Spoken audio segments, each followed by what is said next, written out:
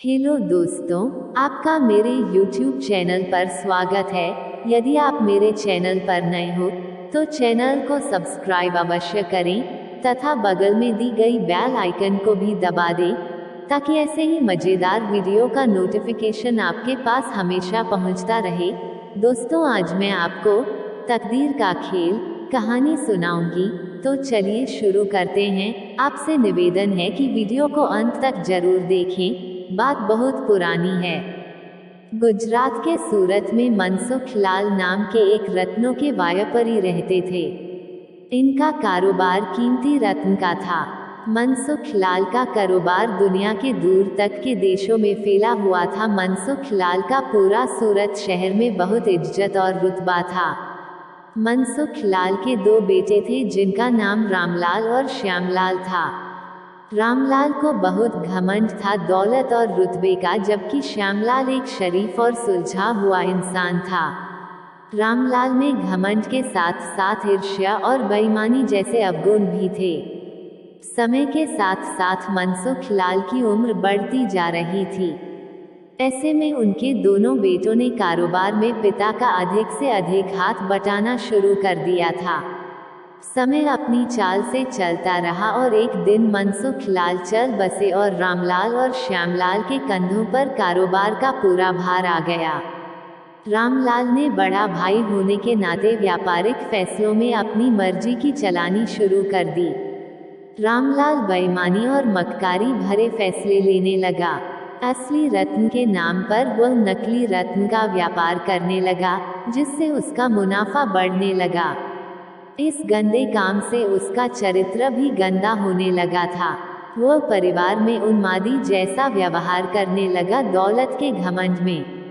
शरीफ और सुलझे हुए श्यामलाल को शुरू में रामलाल की बेईमानी का इल्म तो नहीं हुआ, परंतु पूरे माजरे को समझने में उसे ज्यादा देर नहीं लगी। जब उसने उसके व्यवहार में परिवर्तन देखा तो रामलाल की हरकतों से श्यामलाल को बड़ा दुख हुआ।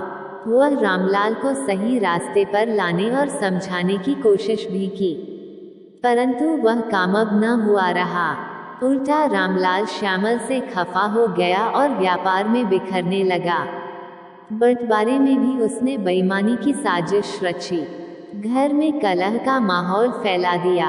अंततः रामलाल अपने षड्यंत्र में सफल रहे और श्यामल के हिस्से के व्यापार पर भी कब्जा कर बैठे। रामलाल के व्यवहार से दुखी श्यामल ने शहर में दूसरी जगह अपना ठिकाना बनाया और अपने व्यापार को नए झरोखों से शुरू किया। ईमानदारी की झलक पर श्यामलाल का व्यापार जल्दी ही आगे बढ़ने लगा। एक तरफ ईमानदारी के काम से श्यामलाल ने अपने पिता की तरह इज्जत और रुतबा हासिल किया, वहीं दूसरी तरफ रामलाल की करतूतों की पोल खुलने लगी थी।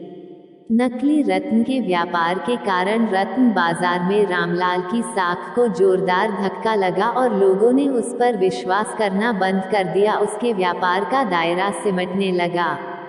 अंततः नौबत यहाँ तक आ गई कि बाहर क्या, अपने शहर का भी कोई व्यापारी रामलाल का नाम लेने से भी तौबा करने लगा। अब तो नौबत यहाँ तक आ गई कि रामलाल को अपना घर, दुकान, सामान तक धन के अभाव में बेचना पड़ रहा था। वह परिवार सहित सड़क पर आ गया और जल्दी ही रामलाल के हाथ से सब कुछ निकल गया।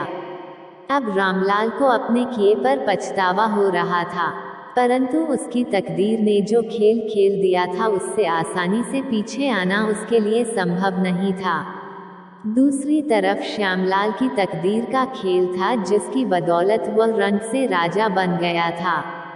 जब श्यामलाल को पता चला कि उसका भाई किस बदल स्थिति में आ चुका है तो हमें बहुत ही खेद हुआ। वह जल्दी से अपने भाई रामलाल के पास पहुंचा और उस पुरानी बातें भूलने को कहा या उसकी मदद करने की कोशिश की और उसे परिवार सहित अपने पास ले आया। रामलाल के लाख मना करने के बाद भी ये भी तकदीर का ही खेल था कि जिस भाई के साथ रामलाल ने बदसलूकी कर उसे सड़क पर पहुंचा दिया था, वही भाई आज उसे सड़क से उठाकर अपने घर में ले आया था।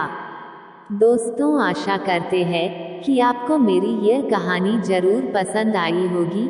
आपसे निवेदन है कि चैनल को सब्सक्राइब अवश्य करें। वीडियो को अंत तक देखने के लिए दिल से धन्यवाद।